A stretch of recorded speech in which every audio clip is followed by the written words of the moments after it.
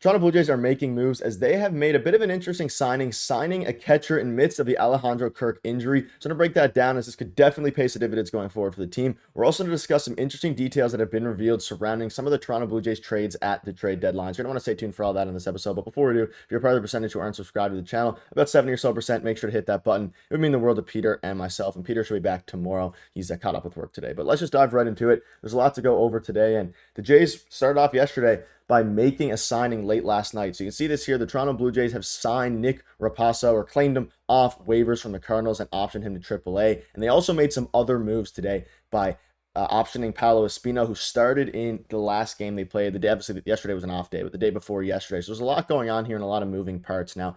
Usually, and this is just most likely a depth signing for the Toronto Blue Jays. At this point of the year, they're not trying to win many games necessarily. They're not trying to compete for a wild card spot or anything like that.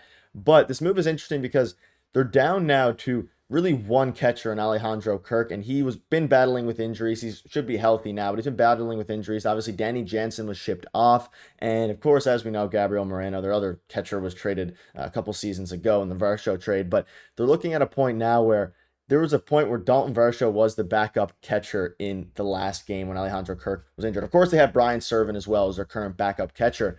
But they wanted to add some depth to the catching unit, and they did do that with Nick Raposo, and he's actually a decent player here. But just adding some depth is important. But there's some other things to get into regarding this. So this is kind of the more important part. Ryan Yarbrough is going to join the team for tonight's game on August 2nd. So Paolo Espino's option at Buffalo, which opens up a roster spot for lefty Ryan Yarbrough, who is slated to join the team in New York today. But again, they've claimed Nick Raposo off waivers from the Cardinals and optioned him to AAA Buffalo. Now, I don't think Nick is going to really be a huge impact player. That being said, maybe they give him a shot if Brian Serven's not playing well or if one more injury comes, because at this point, they do have a couple of catchers in the prospect pool, but none of which they seem confident in. So they made this move, grabbing a Cardinals catcher off of waivers while also optioning Paolo Espino so that way they can get Ryan Yarbrough, who is traded for Kevin Kiermaier, up soon. And I'm very actually kind of excited to see what Ryan Yarbrough can do with some time in Toronto, because we know how good he's been against, or how interesting, I guess I should say, he's been against the Blue Jays. And a quick note on Nick Raposo. Here are his stats in case you were interested. He's had some decent years. Like 2019, he was a pretty decent prospect back in college, a 932 OPS. He struggled a little bit. Last year in Double-A, he had put up a 735 OPS, and this season about a 600, so struggling a little bit. But at the end of the day, he's going to be a decent backup option. It's nothing more than just depth, but it's still important because now we're going to get Ryan Yarbrough to start tonight. But let's dive now into some of the juicier stuff here, and we have some details that were revealed about the Toronto Blue Jays trades. Now, we were talking about the CBT and how the Jays and Ross Atkins want to get under that cap threshold so the ownership can save money and that the Jays can open themselves up into more opportunities to make big signings in the offseason. But some more details were revealed from this, and you can see this from Brandon Weil here. The Blue Jays are sending money to teams in a number of trades per, obviously, the cap website.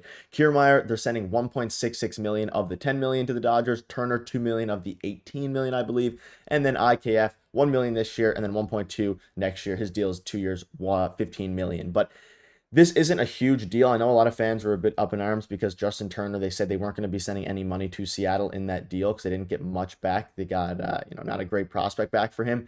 But ultimately, from what Ross Atkins was saying in a post-trade deadline press conference, they are still going to stay under the CBT threshold and still are going to be preparing themselves to stay under that so that way they can take less of a hit and then hopefully prepare for a big signing in the upcoming years, but specifically next season.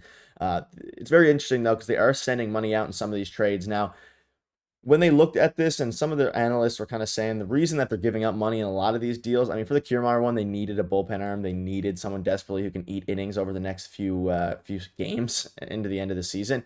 The Turner one is still a bit up in the air. I guess they just wanted to get out of that contract. But the IKF one, it seems like they sent money specifically in this trade to make sure they could get McAdoo, because McAdoo was the guy who is really going to be a blue chip prospect going forward for this team. And he was the guy that I don't think the Pittsburgh Pirates necessarily wanted to trade away. He has tons of power, tons of potential, has been dominating in the minor leagues so far. So it makes a lot of sense for the Jays to send money that way. And they're still not sending too much. They're sending about a bit more than a seventh of the salary for the next couple of seasons.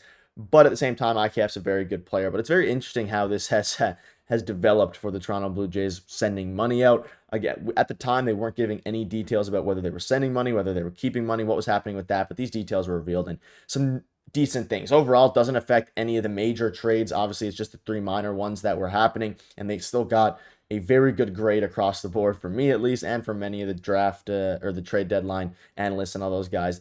Very good trade for Ross Atkins, and I think hopefully going forward, uh, staying under the threshold obviously makes ownership happy and all those things, but could also pay big dividends going forward into next season if they want to make big moves in the offseason, because now they do have tons of cap room.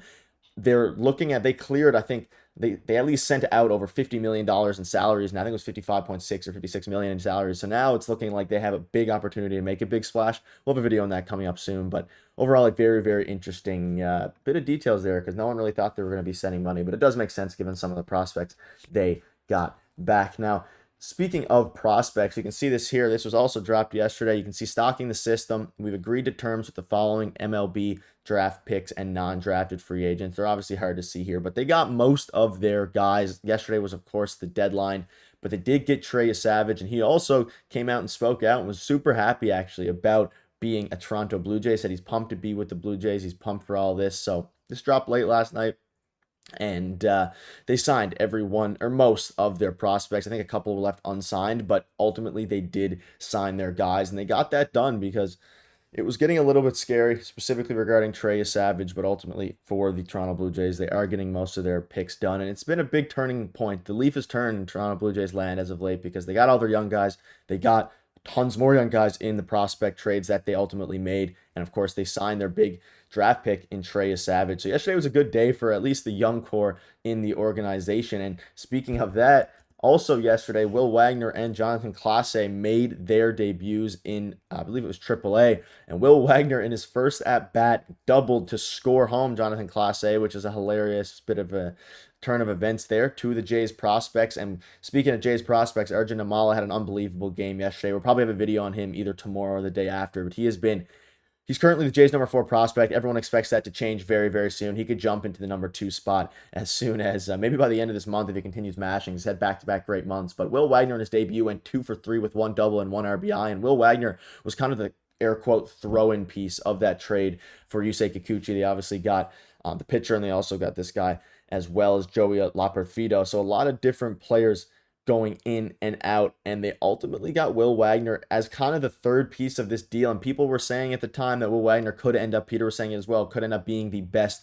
player of the bunch, and maybe besides, of course, the starting pitcher. But for Will Wagner, he's looking very, very good. And so is Clase. He had a decent start as well. We mentioned it yesterday. Peter and I mentioned it. Clase has a 70 grade speed. He has elite tools. Will Wagner is kind of a similar to Kevin Biggio in certain ways. And of course, he can he can hit for not really power, but everything else besides that. And it's going to be very interesting to see what happens with the trio of Will Wagner, Joey Laperfido, and Jake Bloss, because Jake Bloss, he hasn't made his start yet. He is optioned to AAA, I do believe, so he's not going to make an MLB start yet. He probably will this season as the Jays need more depth, but they do have more Ryan Yarbrough, like I mentioned. But that'll wrap it up. Let me know in the comments what your thoughts are on all these moves, and are you excited to see the young guys continue to play and hopefully dominate in AAA?